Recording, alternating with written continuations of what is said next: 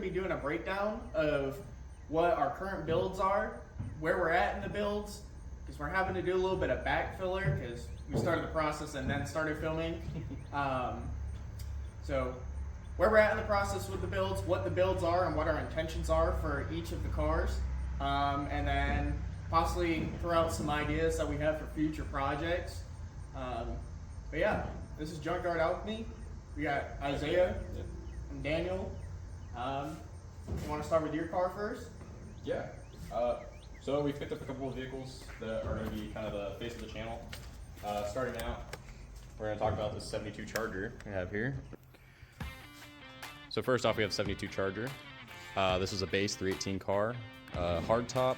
So, I mean, nothing fancy. Nobody's gonna freak out, I hope, from the purist crowd about the type of modifications this car is probably gonna get. We got a 440 there for it, and then some interior components that I ripped out of some other vehicles that I had around, and the dash that we just recoated. There is some footage of that, but yeah, we're gonna have to backdate and build up the backstory for these, but from now on, here on out, we will be recording pretty much everything that goes on. This will be a fun car. I'm excited for it, and now we're gonna move on to the vet. This is my 1979 C3 Corvette. Picked her up as a barn find from a very sweet old couple that was trying to get rid of it, but yeah. Gonna be a fun little car. Not trying to go for anything too crazy. I have a full breakdown of everything that I've purchased for the vehicle at this point, but back to that backdating portion, we pulled out the original 350 small block, built it up. It's got new aluminum heads, new aluminum intake manifold, valve covers. Went from the original 2-barrel carb up to a 750 CFM 4-barrel carb. Got a nice new MSD distributor. Literally everything but the block and the pistons and the crank are brand spanking new. Yeah, well, I'll put a picture in of the full breakdown of everything that has been purchased for and gone into this motor, as well as the vehicle. We're a bit farther along in the Corvette than we are the Charger. So just a basic layout of what we've done so far. All of the wheel wells have gone to drilled and slotted rotors, new calipers.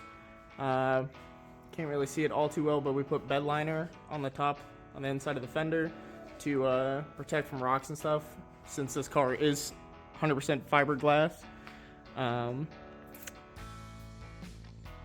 We got same thing all the way around for all 4 wheel wells, but went through and did a bunch of rust barrier, which you saw in the first video, for the entire underbelly of the car, to include the fuel tank. I think we've got about 95% of all the suspension components repainted as well.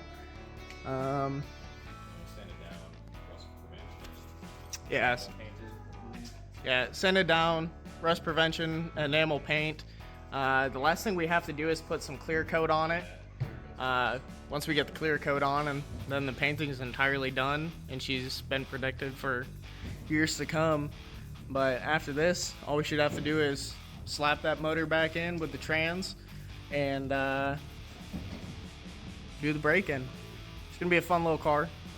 Not trying to go for anything too crazy with her, but yeah. A little bit of background on this car. The motor, trans, and the car itself only have 6,693 miles on her when I bought her. The original person that I bought the car from bought her in 2009, and she just came out, I think he said, a total of 7 times for car shows. So finally giving her the love that she deserves. I guess to add on to the introductions, we're going to go ahead and go over some future plans for the channel.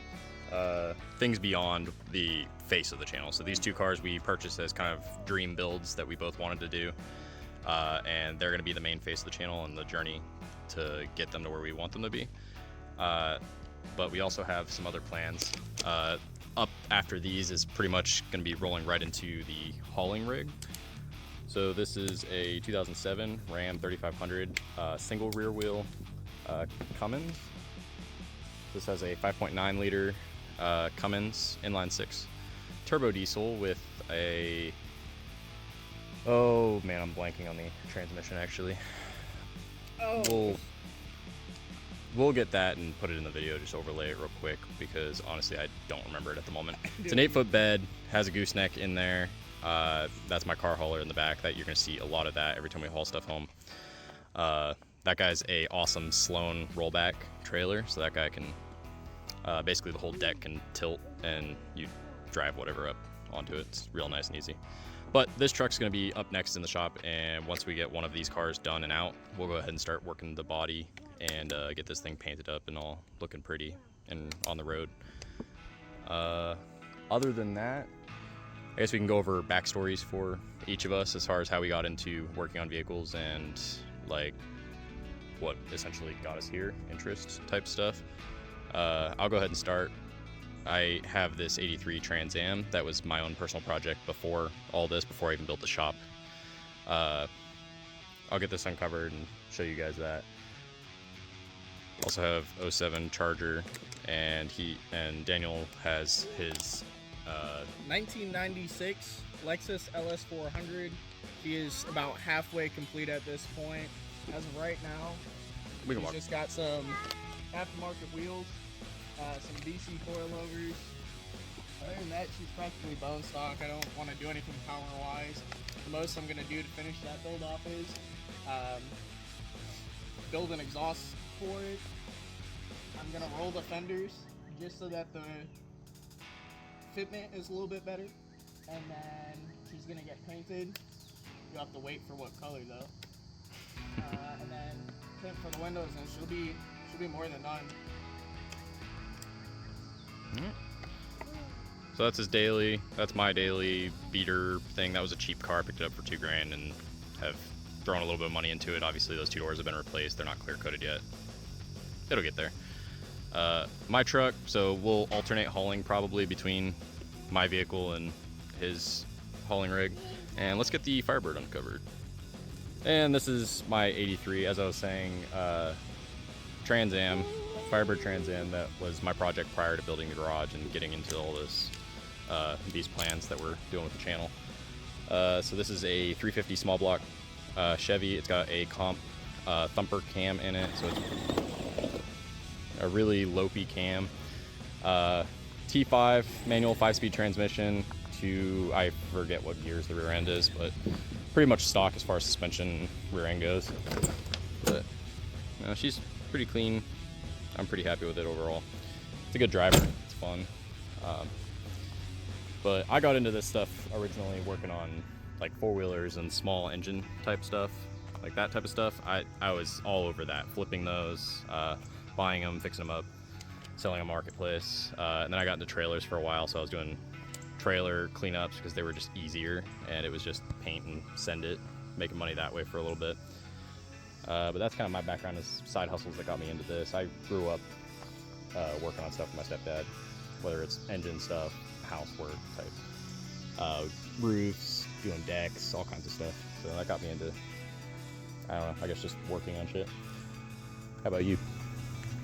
I can't really pinpoint an exact thing that got me into cars, but growing up, grew up in Wisconsin, and there's a lot of classic cars and car enthusiasts up in Wisconsin, all them old people. And I mean, one of the reasons why I bought my Corvette was the simple fact that in my hometown growing up, there was this one older gentleman in my hometown, and he had, I don't think he had the fastback, so he had a earlier generation or earlier year C3,